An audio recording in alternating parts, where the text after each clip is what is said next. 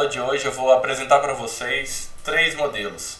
O primeiro modelo é o modelo em cascata, o segundo é o desenvolvimento incremental e o terceiro, mas não menos importante, é a engenharia de software orientada ao reuso. Então, vamos lá. Bem, vou falar agora um pouco sobre os modelos de processos de software. Nós temos aqui dois processos, tá? São os processos prescritivos, ou modelos dirigidos a planos, e os processos ágeis, tá? Os processos prescritivos, né, são processos em que todas as atividades, né, elas são planejadas previamente e o progresso ele é medido em relação ao andamento dentro desse planejamento, certo? Então, o foco aqui é esse planejamento, o plano, né? Por isso que é modelo dirigido a plano. O foco aqui é o planejamento. Já nos processos ágeis, o planejamento ele é incremental, tá? E o que vai acontecer? Ele é mais fácil de modificar o seu produto final, o sistema, caso haja alguma alteração nos requisitos do sistema. Por quê? E o planejamento ele é feito incrementalmente. Cada etapa você aumenta um pouquinho, certo? Ou seja, entrega uma funcionalidade nova no seu sistema, tá? Como que isso acontece na prática, tá? Na prática, os processos eles vão ter um pouco dos dois, um pouco dos processos prescritivos, um pouco dos processos ágeis, tá? Não existe um processo de software certo ou errado, tá? Existe o processo de software adequado para uma empresa, para uma situação. Bem, e você tem também aqui os modelos de processo de software, tá? Você tem, vou fechar essa porta. Você tem o modelo em cascata, tá? Que é um modelo dirigido a planos. Então, você tem aqui fases de especificação, desenvolvimento separadas e distintas. E no modelo, você tem também o modelo de desenvolvimento incremental, certo? Que a especificação, o desenvolvimento e validação elas são intercaladas. Você tem a especificação, desenvolvimento e validação. Depois volta, especificação, desenvolvimento e validação, tá? E pode ser dirigido a planos ou ágil. E a gente vai ter aqui também o modelo de engenharia de software orientada ao reuso. O que seria aqui, né? Digamos que você tem aí vários componentes, cada componente faz uma determinada operação e dessa forma você monta o sistema unindo esses componentes, tá? E esse modelo ele pode ser dirigido a planos ou ágil. E o que acontece? Da mesma forma que os tipos anteriores ali que eu disse, quando as empresas vão desenvolver grandes sistemas, né, elas usam um processo que utiliza um pouco de cada modelo, tá? Pode ser que isso aconteça. Bem, vamos falar agora um pouco sobre o modelo em cascata, também chamado de modelo waterfall. No modelo em cascata, o que acontece? A gente tem aqui as fases, né? Cada fase a gente vai ter um produto e essas fases elas são encadeadas, né? De forma que dá a impressão de ser uma cascata, certo? Então a gente vai ter aqui essas 5 fases: fase de definição de requisitos, projeto de sistema de software, implementação e teste unitário, integração e teste de sistema e operação e manutenção. Então o que acontece? Nesse modelo, uma fase ela só começa quando a fase anterior é concluída. Esse é um dos requisitos desse modelo, tá? Então você vai ter aqui a primeira fase, análise e definição de requisitos. Você vai ter aí a elicitação dos requisitos, onde vão ser definidas as funcionalidades do seu sistema. Nessa fase vão ser feitas reuniões com o cliente, os usuários do sistema, e você vai ter aí como produto final o documento de requisitos, onde você vai ter a definição detalhada de todas as funcionalidades. Em seguida, a gente tem a fase de projeto de sistema e software, tá? Projeto de sistema e o software, a gente vai fazer aí a modelagem do seu sistema, né? Criando fluxogramas e os diagramas que vão dar mais detalhes do funcionamento do seu sistema, tá? Em seguida, a gente tem a fase de implementação e teste de unidade, onde a gente começa a desenvolver algumas funcionalidades de forma isolada e cada uma dessas funcionalidades a gente vai fazer um teste, tá? Isso é feito pelo próprio programador para garantir o funcionamento correto de cada uma dessas funcionalidades, tá? Então, aqui já é feita a parte de codificação. Em seguida, a gente tem a parte de integração e teste do sistema, onde tendo esse conjunto de funcionalidades do seu sistema, a gente vai integrar elas, né, de forma a atender melhor os requisitos do sistema. E com isso, agora a gente não vai fazer mais um teste de unidade, um teste isolado. A gente vai fazer um teste de sistema, onde a gente vai conseguir verificar, já conseguir inserir já alguns dados, certo? E verificar o funcionamento do sistema como um todo. Em seguida, a gente vai ter a parte de operação e manutenção, que nesse modelo é a parte mais custosa, tá? Porque depois que nessa fase, a gente vai ter a implantação do sistema no ambiente do cliente, né, do usuário, e o que vai acontecer? Eventualmente, ele vai encontrar algum erro, alguma falha no seu sistema, e isso vai precisar de uma manutenção, certo? E qual que é o inconveniente do modelo em cascata, né? É a dificuldade de se adaptar às mudanças, né? Depois que o processo é iniciado, porque a gente tem a fase de análise de requisitos lá no início do projeto, certo? E se acontecer alguma mudança quando eu já estiver na fase de implementação, o que a gente faz, né? Então, fica custoso isso. E como eu disse, uma fase precisa ser completada antes de passar para a próxima fase, tá? Esse é o requisito. Problemas desse modelo. Essa divisão inflexível, né, ela torna difícil responder às mudanças, né? Porque eventualmente vai acontecer do cliente pedir alguma funcionalidade nova ou alterar uma funcionalidade ao longo do processo, né? Então, ele só é apropriado quando os requisitos são bem definidos, né? E as mudanças durante o processo de projeto serão limitadas. Então, você tem um sistema que você sabe que os requisitos, né, já são bem entendidos e a chance de acontecer alguma mudança é difícil. Então, esse modelo é apropriado. E, na prática, poucos sistemas de negócio possuem requisitos estáveis, né? Na prática, eles são bem flexíveis. Os modelos eles estão em constante mudança. O modelo em cascata ele é mais usado em projetos de engenharia de grandes sistemas, onde você tem aí a equipe de desenvolvimento distribuída em várias regiões diferentes do Brasil ou do mundo, né? Então, nessa circunstância, a natureza do modelo em cascata, né, dirigido a planos, ela ajuda a coordenar o trabalho. Então, nesse caso, onde você tem aí uma equipe que está distribuída em diferentes regiões, você vai precisar de uma fase de análise de requisitos bem elaborada, né, com um documento bem detalhado para a sua equipe poder desenvolver o sistema com qualidade, porque não vai ser o caso de, durante o desenvolvimento, surgiu alguma dúvida, ele não vai ter como recorrer ao cliente para tirar alguma dúvida, certo? Então, nesse caso, o planejamento tem que ser muito bem feito. Vamos falar agora um pouco sobre o desenvolvimento incremental. O que vai acontecer no desenvolvimento incremental, né? Diferente do modelo em cascata, aqui a gente vai ter a intercalação das fases de especificação, desenvolvimento e validação, tá? Então, olha só, inicialmente é feito só um esboço do sistema. Em seguida a gente parte para a fase de especificação, onde pode ser feita uma versão inicial, certo? Para o cliente já ter uma ideia. Em seguida eu parto para a fase de desenvolvimento, onde já vai ser feita aí uma versão intermediária, mais robusta, certo?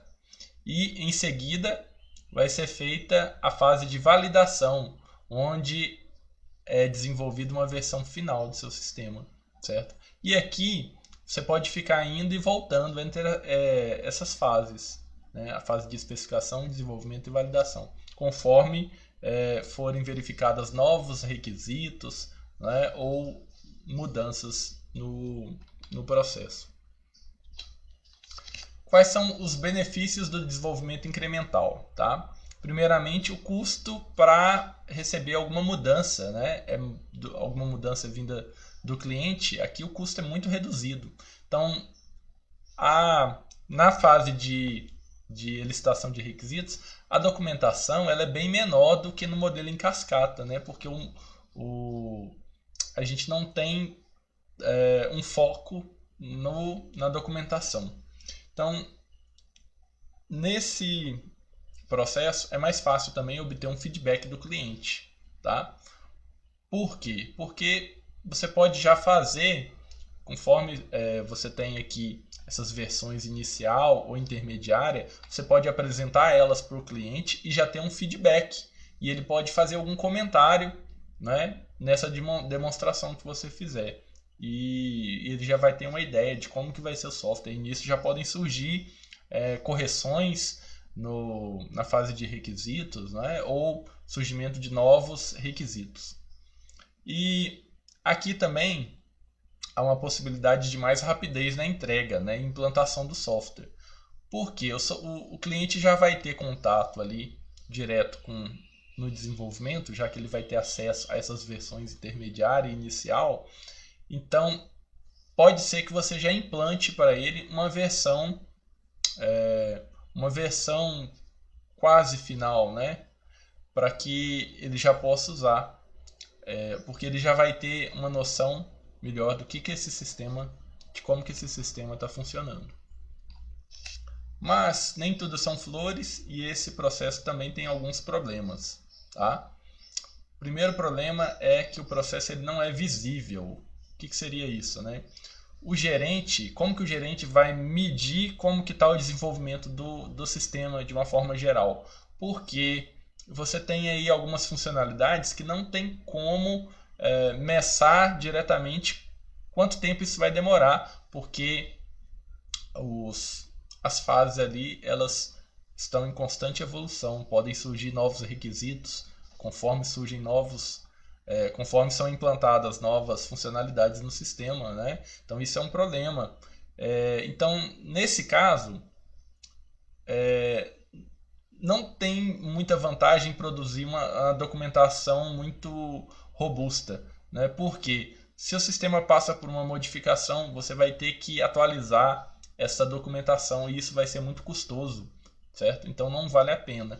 Então isso dificulta para o gerente, como que ele vai ter essa noção de como está o desenvolvimento do sistema, sendo que o sistema está em constante evolução, certo? E a estrutura do sistema tende a degradar facilmente conforme novos incrementos são adicionados, né? Você pode ter aí o que eu chamaria de um Frankenstein, né? O sistema vai crescendo de uma forma desordenada, né? E vai ficando aí degradado. Então, pode ser que o sistema aqui precise passar por constante refatoração de código para melhorar a qualidade, certo? Mas isso é difícil. Então, aqui, a incorporação posterior de mudanças no software torna progressivamente mais difícil e cara, né? Você fazer o desenvolvimento, tá? Então, existem algumas formas de lidar com essas mudanças, né? Que a primeira delas o que acontece? Essas mudanças elas são inevitáveis em qualquer grande projeto de software, né? Mudanças de negócio pode acontecer, o negócio mudou, os requisitos vão mudar, certo? Novas tecnologias, então surgiu uma nova tecnologia, seu software vai ter que sofrer alguma melhora, né? Algum avanço. Mudança de plataforma, digamos que houve aí algum avanço no sistema operacional ou surgiu uma plataforma nova, tá? Tudo isso são possíveis mudanças. Então a mudança gera retrabalho, que faz com que o custo das mudanças inclua esse retrabalho, né? Reanálise dos requisitos. e além também do custo de implementação. O que pode ser feito para reduzir o custo desse retrabalho, tá? Então aí a gente pode fazer aí uma prevenção dessas mudanças que vão acontecer, tá? Então esse processo você pode adaptar ele para incluir alguma atividade que possa antecipar as possíveis mudanças antes que elas surjam, né? Então para fazer isso, o que você pode utilizar? Desenvolver um protótipo do seu sistema, né? Com o protótipo você tem ali um código fácil, né? Às vezes nem envolve código, você só desenha ali para o cliente, ele já vai ter uma noção, então você já vai ter a ideia dessas mudanças antes que elas aconteçam, né? A outra forma de reduzir o custo é a tolerância a mudanças, né? Você pode ter aí um processo, o processo já é desenvolvido para que as mudanças possam ser acomodadas facilmente, tá? Num custo baixo. Então o que acontece? Você pode ter aqui, por exemplo, surgiu uma nova mudança. O que você faz? Uma nova funcionalidade no seu software. Você já inclui ela no incremento posterior, tá? Que vai ser desenvolvido mais para frente. Ou você tenta alterar esses incrementos posteriores, ou alterar um que já está acontecendo, tá? Um incremento único você pode tentar alterar ele para incorporar essa mudança, certo? Eu vou falar um pouco agora sobre a prototipação como uma forma de lidar com as mudanças, certo? Dentro do desenvolvimento incremental. Bem, um protótipo é uma versão inicial de um sistema que é usado para demonstrar conceitos, né, e testar algumas opções de projeto do seu sistema. Então, um protótipo aqui ele pode ser usado, né, no processo de engenharia de requisitos, né, ou seja, às vezes o cliente ele não sabe, ele descreveu o que ele precisa, mas você ainda tem dúvidas. Então você cria um protótipo, apresenta para ele, aí ele vai ver o sistema em funcionamento e ele vai poder te falar, olha, não era bem assim que eu estava imaginando, né? Não é assim o funcionamento do sistema. E então você pode ir lá e corrigir o seu documento de requisitos, né? Antes que esse problema aconteça. Então o protótipo também pode ser usado nos processos de projeto, né, para explorar opções e desenvolver um projeto de interface. Então o protótipo ele já pode dar uma ideia para o usuário como que vai ser a interface do sistema. Então ele já vai poder ali, como é um protótipo, propor alguma mudança, né? Isso não vai ocasionar um custo tão alto no seu sistema. E ele também pode ser utilizado para fazer testes, tá? Um teste de fim a fim, já também para o seu usuário ter uma ideia, né? Quais são os benefícios da prototipação? Primeiro, melhoria do uso do software, né? Porque o seu cliente já vai ter uma ideia de como que vai ser o seu sistema final. Então, vai prover aí uma maior proximidade com as necessidades do usuário, melhorias na qualidade do projeto, a melhor manutenibilidade, certo? E reduz os esforços de desenvolvimento. Então, muitos problemas podem ser corrigidos no protótipo, com o protótipo. Então, aqui a gente tem um modelo do desenvolvimento baseado em prototipação, tá? Então, aqui, olha só, a gente tem, ao desenvolver o protótipo, a gente tem que estabelecer quais são os objetivos daquele protótipo, né? Ele não pode ter você não pode desenvolver um protótipo já pensando que ele vai se tornar o sistema final. Não, isso é errado. Então aqui ele tem que ter um objetivo específico. E isso vai ser vai ser definido no plano de prototipação. Então você tem que definir quais as funcionalidades do protótipo, né? Porque ele não pode contemplar todas as funcionalidades do sistema, tá? E você vai ter que desenvolver o protótipo para ter ali um código executável, para em seguida avaliar esse protótipo e ter ali um relatório, né, onde você vai poder listar quais as mudanças, né, que vão precisar ser feitas no seu sistema. Então, o desenvolvimento de protótipo ele pode ser baseado em linguagens, né, ou ferramentas de prototipagem rápida, né, vocês podem encontrar aí. Então ele pode deixar a funcionalidade de fora do teste, né? Ele não precisa ser testado. Então, prototipação deve focar em alguma área do produto, como eu disse, não adianta você querer desenvolver todo o sistema em um protótipo, né? Isso não faz sentido, senão ele não vai ser protótipo, né? Então ele deve focar nas áreas que não são bem entendidas, para tirar qualquer dúvida, certo? A checagem de erros e recuperação podem não estar incluídas no protótipo, né? Então, se você vai incluir lá o CPF, cadastrar um usuário, vai colocar o CPF. Ele não precisa emitir nenhuma mensagem de erro, caso aquele CPF não exista, ou caso a data de nascimento não esteja de acordo com o formato correto, né? Esse tipo de checagem pode ser deixada de lado. O foco deve ser em requisitos funcionais, né? Os requisitos funcionais definem as funcionalidades do seu sistema. E a gente tem também os requisitos não funcionais, que estão aqui, como por exemplo a confiabilidade, a segurança, o desempenho do seu sistema, né? Um protótipo ele não precisa ter um desempenho bom, nem confiabilidade, nem se preocupar com a segurança.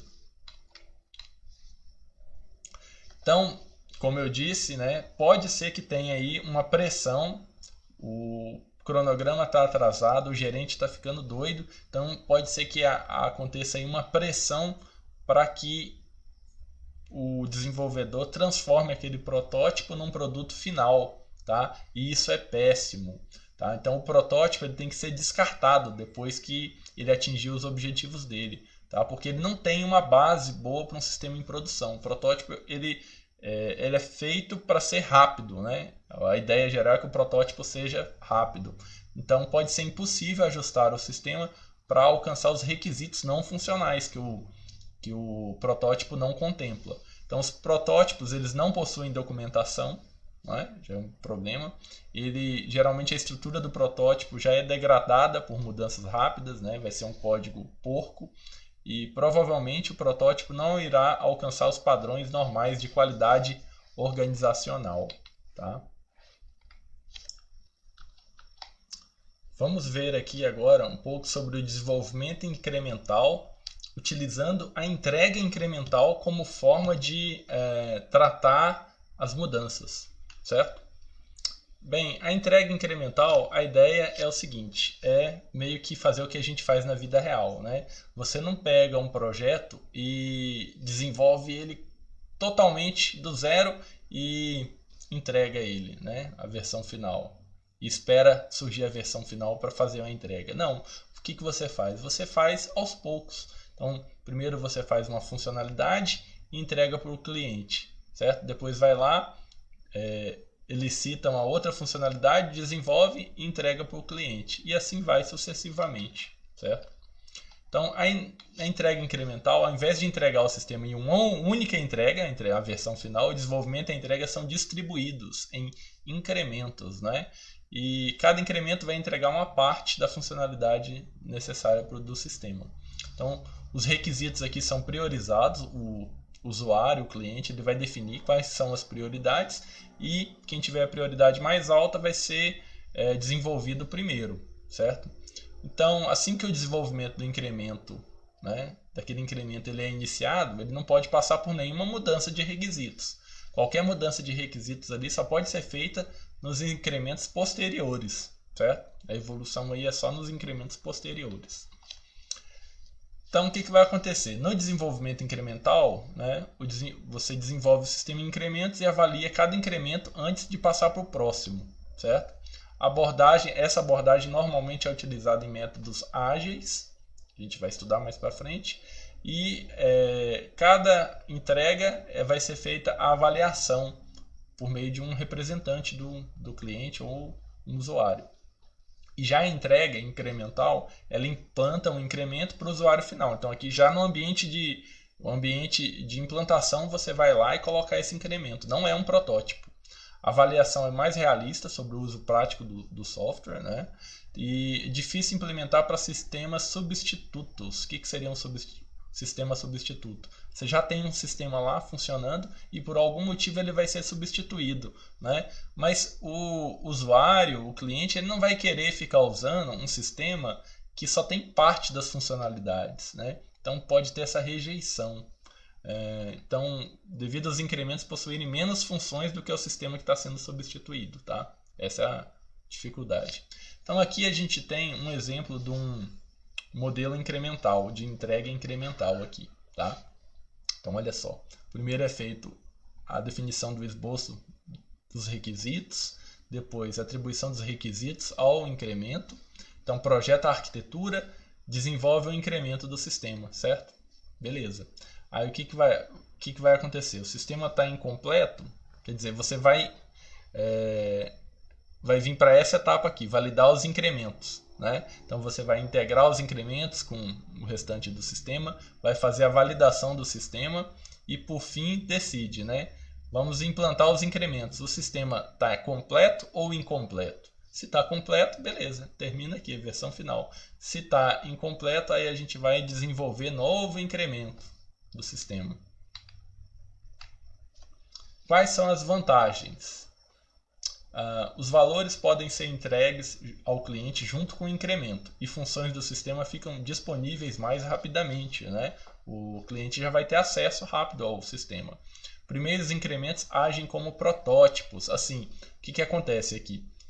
Age como um protótipo porque ele vai ajudar o cliente vai ter acesso àquela versão inicial do sistema, então ele já vai ter uma ideia melhor de como que funciona os requisitos, a licitação dos requisitos. Então isso já vai ajudar para deduzir os requisitos dos incrementos posteriores, certo? Então é um protótipo aqui para o documento de requisitos, tá?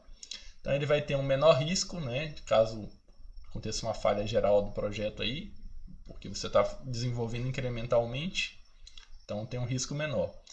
Os serviços mais prioritários tendem a serem mais testados, né, porque no início, como eu falei no slide anterior, a gente define os requisitos e pega os que têm maior prioridade e começa por eles, né? Então provavelmente eles vão ser mais testados aqui. Quais são os problemas, né? Um problema aqui é que pode ser que você tenha aí várias funções que usem um conjunto de funções básicas, certo? Só que como essas funções são feitas incrementalmente, então a gente não vai ter essa noção, essa ideia inicial de quais funções utilizam essas funções básicas, certo? Porque os requisitos não são definidos em detalhes, eles só são definidos depois que passa para o próximo incremento. Então pode ser difícil identificar funções comuns que são necessárias a todos esses incrementos. Outra dificuldade, a essência dos processos iterativos é que a especificação seja desenvolvida em conjunto com o software, né? Então a parte de requisitos e a parte de desenvolvimento são feitas aqui em conjunto. Então, no entanto, isso pode acontecer um conflito com o modelo de aquisição de muitas organizações. Por exemplo, o governo, né? O governo normalmente ele compra, ele já define as funcionalidades no sistema, ele já quer o sistema pronto, né?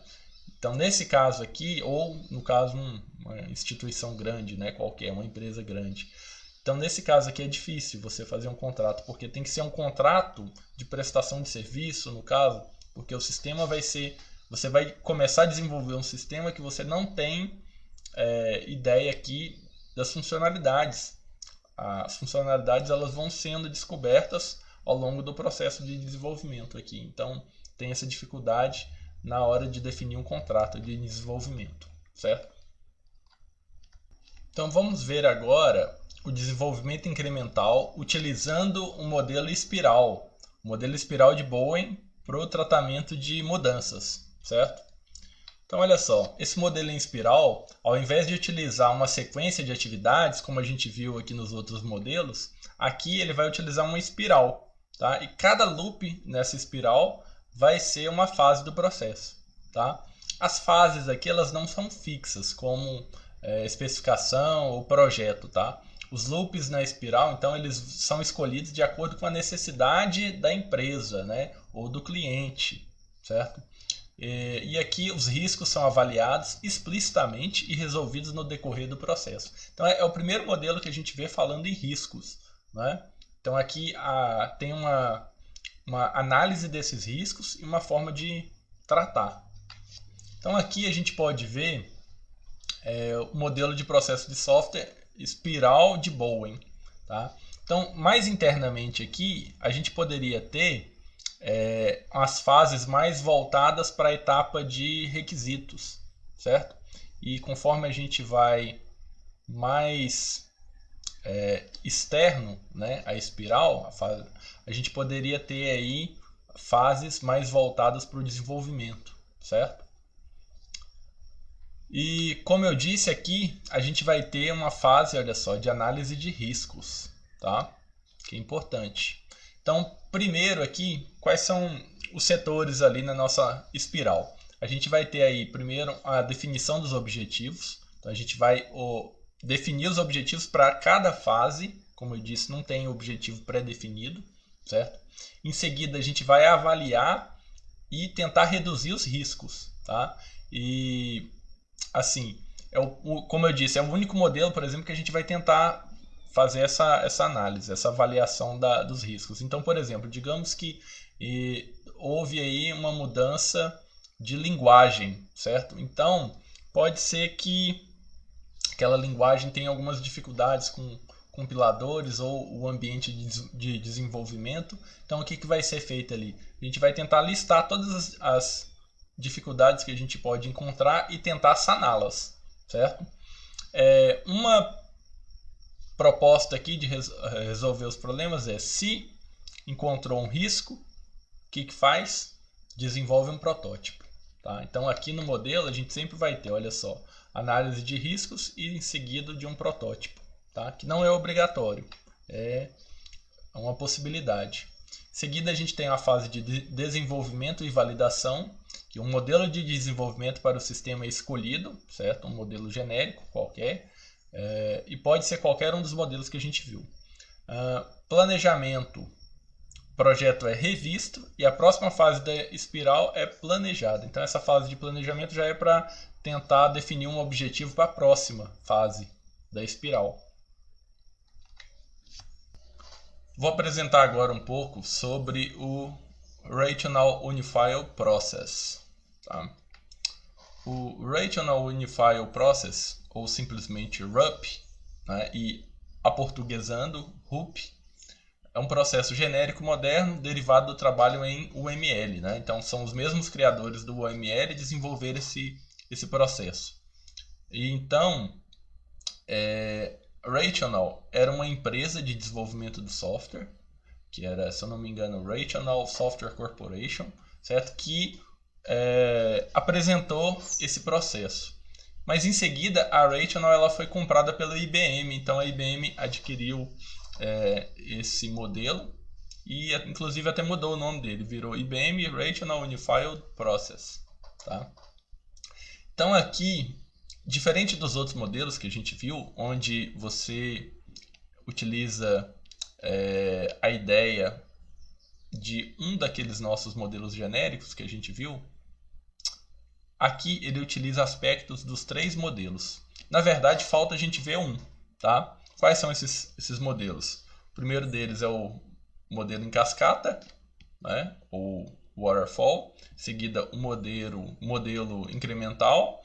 E o último é o modelo orientado ao reuso, que a gente ainda vai ver. Certo? Então aqui ele apresenta uma visão, na verdade, com 3 perspectivas. Tá? A gente tem uma perspectiva dinâmica, onde a gente vai ver as fases. A gente tem uma perspectiva estática, onde a gente vai ver as atividades do processo. E uma perspectiva prática, onde o RUP sugere aí boas práticas que devem ser adotadas. Né?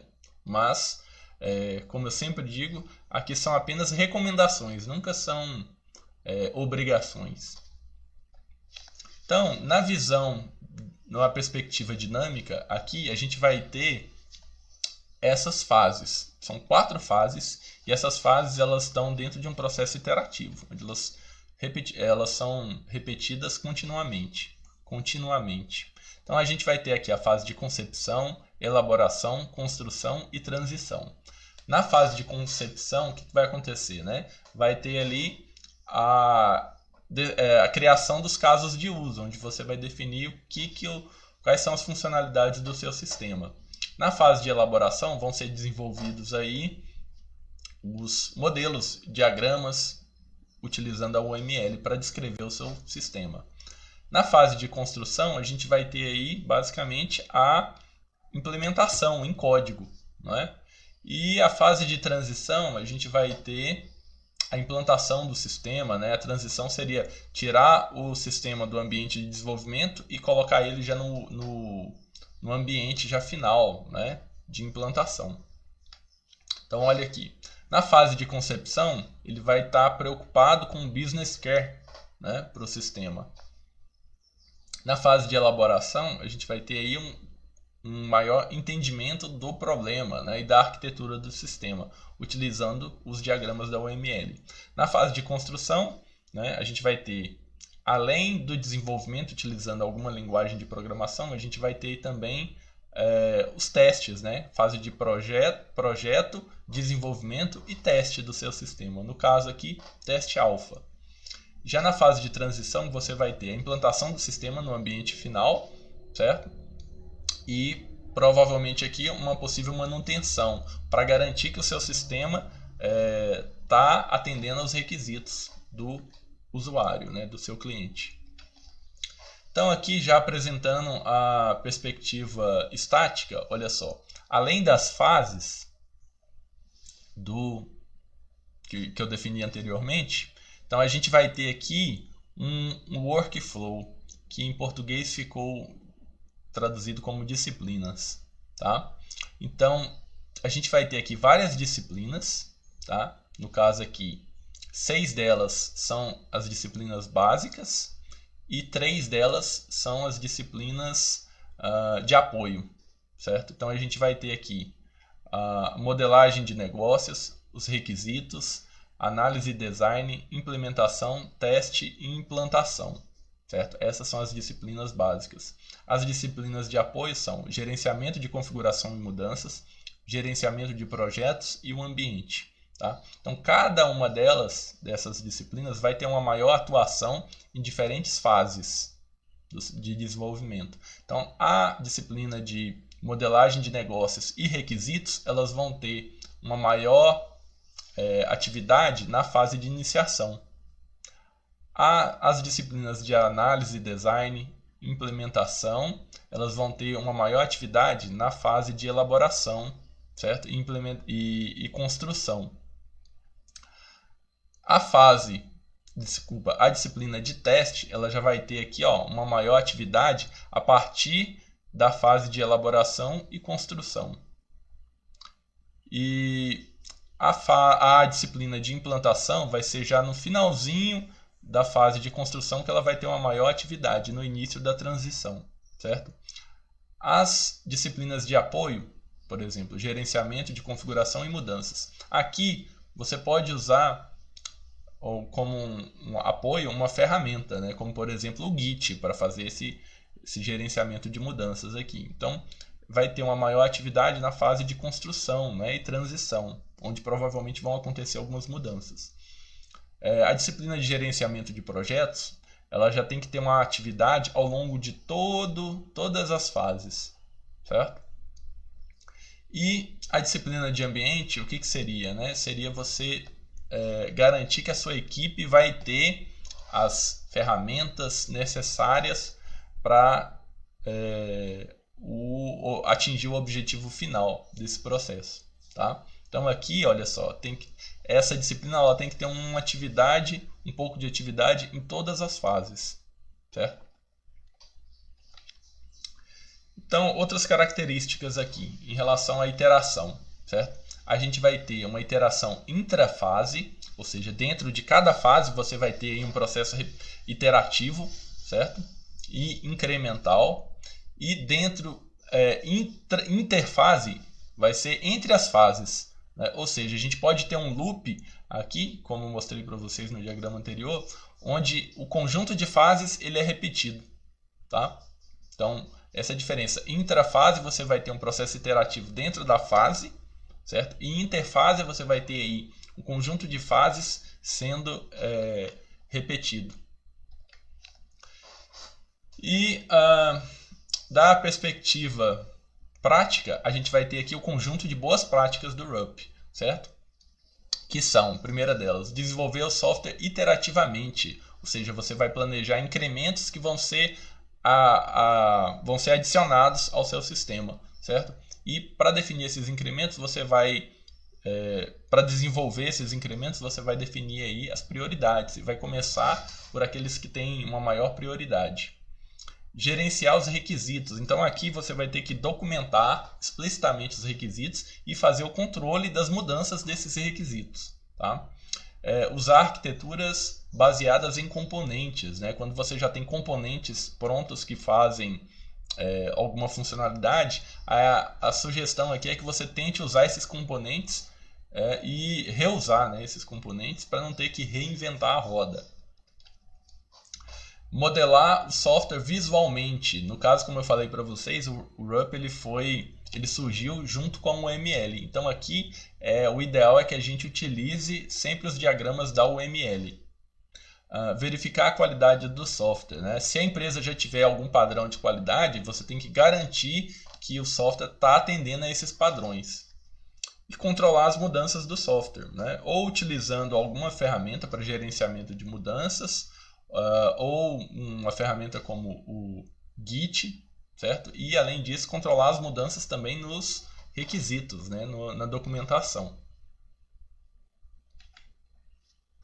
Finalizando já, agora eu vou falar um pouco sobre a engenharia orientada ao reuso. Bem, a engenharia orientada ao reuso, ela é baseada no reuso sistemático, em que os sistemas são integrados com componentes existentes, né? Ou sistemas de prateleira, né? Off the shelf. E aqui, o que vai acontecer? A gente vai ter a fase inicial, a fase de análise de requisitos, idêntica aos processos anteriores que a gente viu. O que vai mudar aqui são nesses 4 estágios aqui. Então a gente vai ter análise de componentes, a modificação de requisitos, projeto do sistema com reuso e desenvolvimento e integração.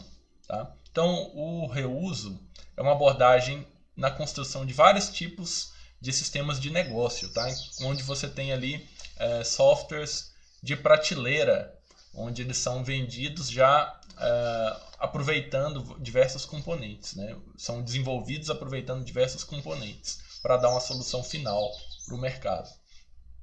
Então, o que vai acontecer? Nesses 4 estágios aqui, a gente, analisando esse diagrama aqui, a gente vai entender melhor.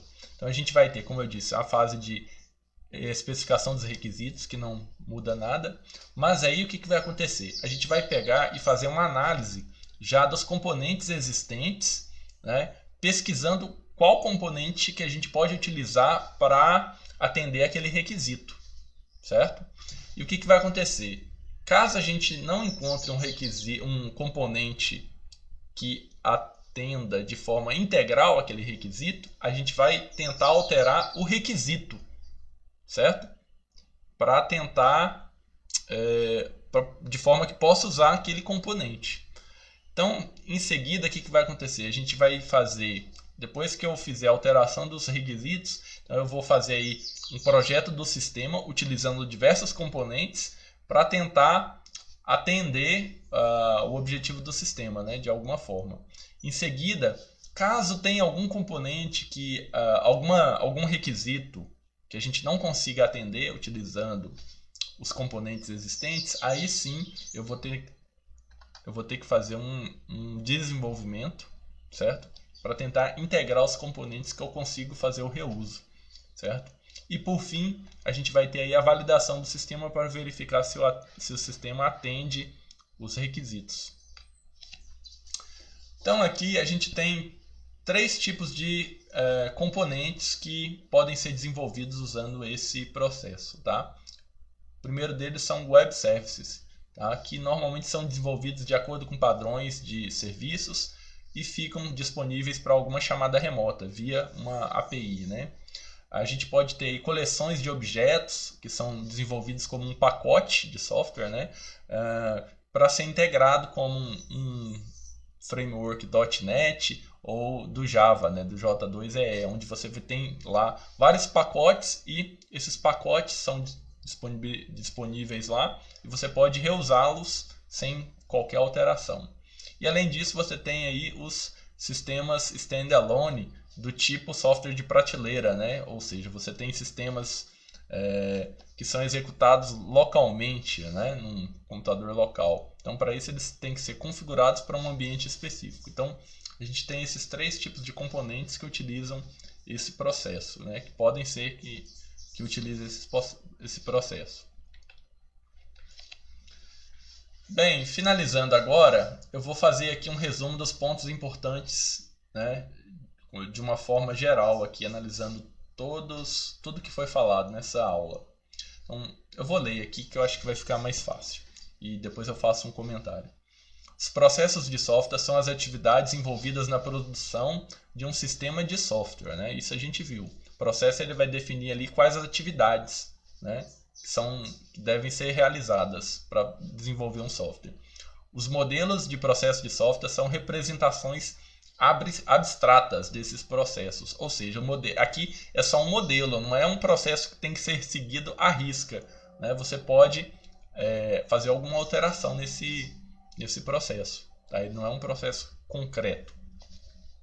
Modelos de processos gerais descrevem a organização dos processos de software.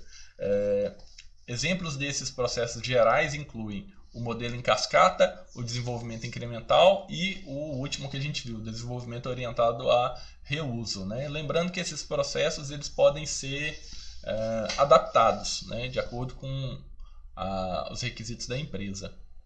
A engenharia de requisitos é o processo de desenvolver uma especificação de software. Tá? Então, a engenharia de requisitos vai definir aí todo um processo para especificar um software. Processos de projeto e implementação se preocupam em transformar uma especificação de requisitos em um sistema de software executável, né? Ou seja, é você pegar toda a documentação que você tem do software e converter ela para um sistema, né? Por meio de uma linguagem de programação. A validação de software é o processo de checar se o sistema está em conformidade com sua especificação e se está de acordo com as necessidades reais do usuário do sistema. Então, como eu falei numa aula anterior, você tem aí a parte de verificação e validação, né? A verificação você deve, né, pegar o que foi desenvolvido no seu sistema e conferir com o documento de requisitos para verificar se está batendo, né, se está atendendo ao documento de requisitos. E a validação seria você pegar e apresentar a funcionalidade para o seu cliente e ele vai validar, vai chegar e falar realmente essa função está fazendo o que foi proposto. A evolução do software ocorre quando você altera sistemas de software existentes para adequá-los às novas necessidades. O software precisa evoluir para continuar útil. Então, se o software não passar por nenhuma manutenção, nenhuma evolução, significa que ele está sendo deixado de lado, né? Seu software não está mais sendo útil. Então, se o seu software está necessitando de evolução, de manutenção, significa que ele deve continuar útil, né? Significa que ele ainda é útil para a empresa, seu cliente, e para que ele continue útil, ele deve passar por alguma manutenção, alguma evolução. A evolução faz parte do ciclo de vida do software, né? A partir do momento que ele não passa por nenhuma evolução, significa que ele não está mais sendo útil.